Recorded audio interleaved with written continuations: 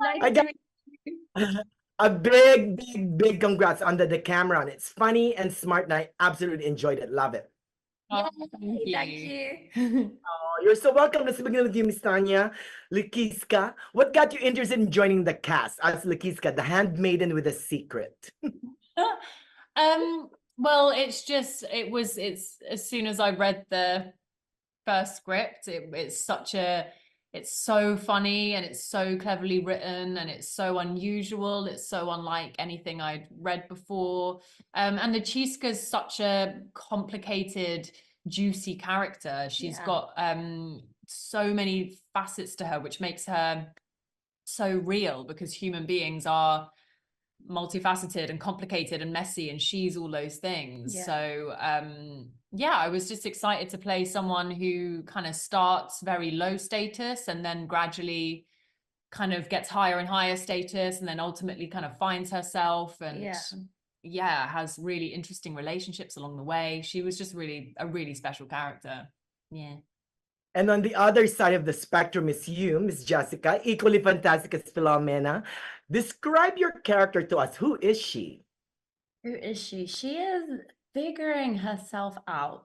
When we find Filomena, I think, she is. I'm gonna describe her, and I can just feel like the inner Licisca in Tanya. I'm gonna disagree. I think she's very raw in the things that she says. I don't think she tries to sugarcoat anything. I think she, says what she believes is like the right thing, and like isn't afraid to voice her opinion. I think she's misunderstood, but I think that's because she hasn't really figured herself out. And I think she is a little bit lonely as well, and just like desperate for family, for love, for care, for softness. I think she's really longing for some softness. And I think that's why we get her. I mean, we feel her. I mean, she's a brat. She's a typical classic brat, right? But She's you a feel brat as well.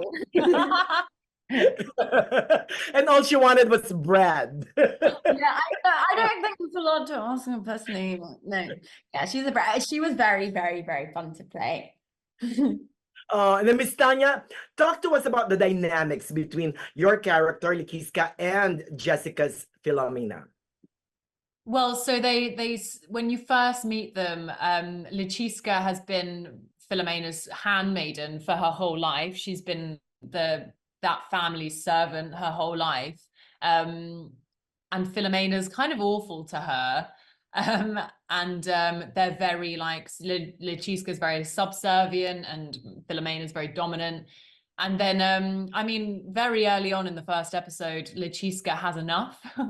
She has enough, and she makes a snap decision to get rid of Filomena, to murder. She does a little gentle murder, which I think she can be forgiven for.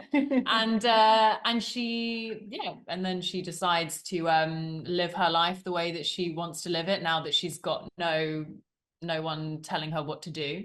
And then when Filomena comes back, the dynamic is shifted because suddenly Licisca has more power than her. And they have to kind of switch roles in order to stay in the villa. I absolutely love that part. Now, the Decameron, Miss Jessica, the Decameron arrives on Netflix on July 25th. What do you hope for viewers to get after watching the series? Oh, I just hope that I hope that they are entertained. I hope that they find it funny. I hope that they find it relatable in ways.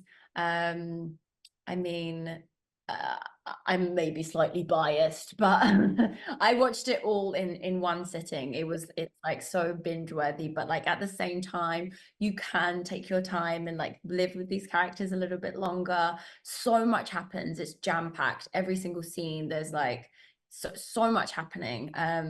But yeah, I just hope that they, appreciate watching something quite unique and quite, fun, but also emotional at times. I totally agree. A big congrats on the Decameron again. And everyone should say welcome to Villa Santa. Yes, please come to Villa Santa. Thanks so much. Bye.